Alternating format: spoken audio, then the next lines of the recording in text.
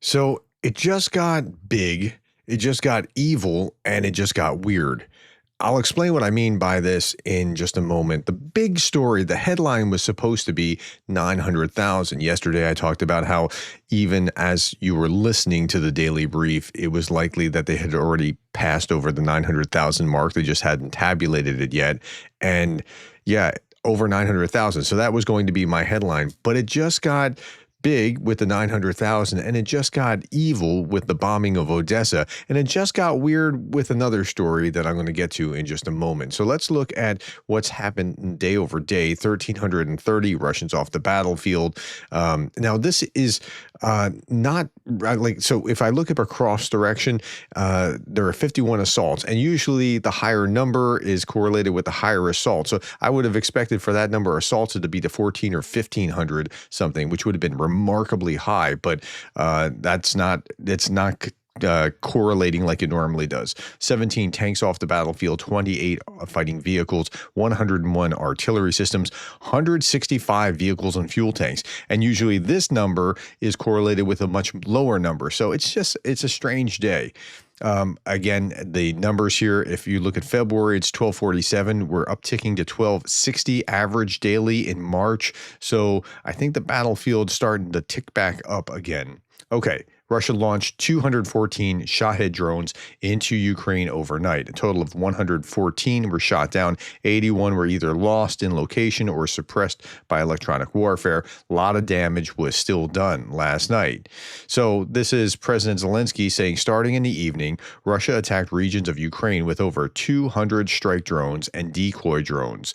Guided aerial bombs were also used. Odessa, Zaporizhia, Sumy, Kyiv, Klemensky, Cherniv, regions all came under fire as a result of the massive strikes by the occupiers in the Odessa region, and that's where we're going to focus most on right now. Fires broke out in a shopping mall and several stores, because, you know, those shopping malls were a great threat to Russia. And a residential building was damaged. 3 children were injured. In Zaporizhia, 6 people were injured by Russian aerial bombs, including a 4-year-old child. Ordinary houses and vehicles were damaged. So let's look at this Zaporizhia direction. You can see the sky is kind of lit up by the fires because of the aerial bombs. And then when we look at Odessa, I've rarely seen the level of damage, the level of destruction in pictures than what I've seen here in Odessa. The aftermath of the drone strike in Odessa on 20 March, today is the 21st. The strike resulted in at least 3 civilian injuries and widespread damage to civilian infrastructure. Like this. This is Sergei Sumaleny posting this. More videos of the aftermath of the Russian mass air raid in Odessa last night. Yeah, I'm hard-pressed to remember when I've seen that type of destruction.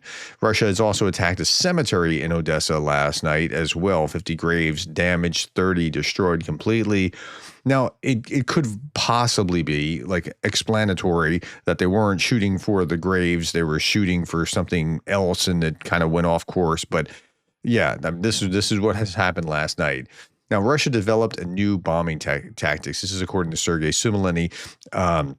Swarm attack in one particular city in the night, saturating the air defenses, and then Shahed drones fly higher than usual. Saturated air defense allows it, and then they nosedive into targets, and then Shahed equipped with thermobaric warheads for maximum damage. And there was evidence of thermobaric bombing last night in Odessa. Okay. There's nothing to restore here, says one resident in Odessa last night. This is Anton Gerashenko carrying what he said about, you know, the shops that he used to run. I mean, it's this pretty brutal, right? This guy saying there's nothing to restore here. Everything's burned down. Sergei, a representative of a destroyed company that dealt with heating, water supply, sewage, and energy-saving technologies, showed the aftermath of the Russian attack in Odessa last night. I don't even know how to calculate all the losses. When you've been investing in this for years, you're constantly doing something, and now you have nothing. That's the human toll. That's what's actually happening to civilians who are just trying to live their life while Russia's doing what it's doing. Meanwhile, they were bombing Odessa while the Czech President Pavel was actually in Odessa. Like, How about that? That could have gone really, really bad for Russia. When the city was literally burning from the Russian strikes, the Kremlin's also claiming by morning that Putin's order to refrain from targeting Ukraine's energy infrastructure remains in effect, even though they violated it within the first few hours. He's still claiming that this is remaining in effect. Now, the Kavkazskaya, I'm sorry, I'm slaughtering that name, oil transfer terminal in Russia's Krasnodar region has completely exploded and is engulfed in flames. This is the Ukrainians attacking Russia. So this is the second part of this. Massive fire has consumed the entire facility. Russian Telegram channels report that the whole of the oil transshipment point is on fire. Big explosions, big fires. Ukrainian drone activity in Russia's Kavkazsky district. The drone strike set the oil depot ablaze, triggering an explosion, spreading the fire to a second tank. Again, 10,000 kilometers squared. Meanwhile, drones reportedly also struck the Marinovka airfield in Volgograd.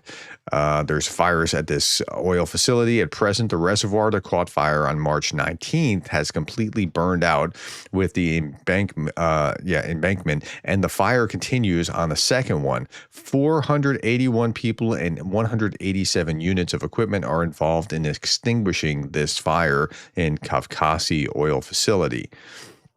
And this is what it looks like at 10 a.m. The entire facility is burning. It's uncontrollable, and there isn't a single fire truck here now. All right, so shifting gears to Krasnodar Krai. Fire at Russia's Krasnodar Krai oil facility expands after explosion on 21 March, that's today, increasing the fire to 10,000 square meters. Russian gas. Now, here's the weird story. So I was talking about how like this got big, this got evil. Now here's the weird. Okay, Russian gas metering station in Kursk Oblast explodes. There's nothing unusual necessarily about that, causing massive fire. But Ukraine denies involvement. Huh? Now, I saw another video of this. This looked almost atomic in its size. It was huge, just this big boom. And Ukraine's denying involvement. Well, Putin, this is Kyiv Post now, Putin's forces shelled Sudzha Gas Metering Station in Russia's Kursk region with artillery in order to blame Ukraine, according to the General Staff of the Armed Forces of Ukraine. Huh. How about that? This is next to saying the same thing. Russia shelled Sudzha metering station to blame Ukraine. Ukraine's general staff has claimed. The general staff stressed that Russia is trying to discredit the Ukrainian military by accusing them of striking Sudzha Gas Metering Station, but such claims are baseless. The station has been shelled multiple times by Russian forces in the past. So, and again, like it was a big boom. Here's just a little bit by someone kind of giving commentary about this. The Russian attack on the Sudzha gas pipeline is one of the first information operations against Ukraine, accusing it of disrupting the ceasefire, which Russia itself has not observed since day one. So Russia has not yet planned to ceasefire, but their informational task is to win the Western info field and accuse Ukraine of disrupting the agreements. There will be many more of these. We must win informationally. I think that was very useful, regardless of who said it. That's very, very useful.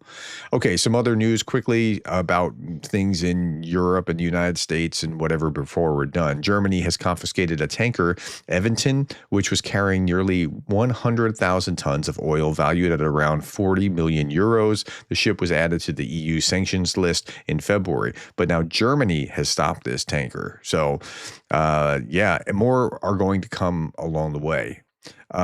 Keith Kellogg, U.S. Special Envoy to Ukraine, revealed that he advised Zelensky not to attend the February 2025 meeting with Trump. Kellogg warned Zelensky about the potential challenges he'd face with Trump. During the meeting in the Oval Office, Zelensky clashed with Trump and Vance, as you remember, but it was Kellogg advising Zelensky not to go rather than Zelensky just not going. That's an interesting nuance. Lithuania is agreeing to send peacekeeping forces to Ukraine. The president, Gitanas Nausėda, said, quote, "My country is ready to provide concrete support. We're talking about a clearly defined number of our troops, but all coalition members must join this initiative." I think that's right. That's the way this should go. He also noted that Trump sincerely aimed to end the Russia-Ukraine war. Now, that doesn't mean it's sincerely aimed to win and, justly or fairly or whatever, but he sincerely aimed to end it. But Putin, quote, is merely pretending to negotiate while continuing attacks on a war-torn country, unquote. I think that's also very fair. Okay, the 414th Unmanned Strike Aviation Brigade, the Birds of Magyar, have destroyed a rare Russian remote mine-laying system. And so I saw the video here. That was pretty interesting. The Kyiv regime is, now this is information war, right? And very often it's smoke and mirrors. And I'm going to show you how like they do this weird reversal of things. When they're doing something, they say the other side is. Zakharova says a Kyiv regime is taking steps to erase the identity of Russians in Ukraine, a government which kills its own citizens, forbids them to speak their native language, and pray in their church cannot be called anything but an occupation regime.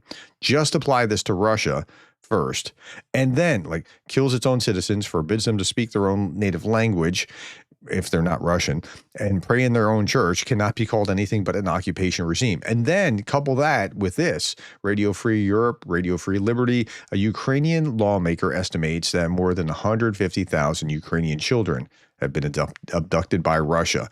And then think about what you just saw from this information war from Maria Zakharova. All right, my friends, that's all that I have for you today. Thank you for your time, the likes, the shares, and the subscribes. And thank you for being the kind of person that cares about Ukraine.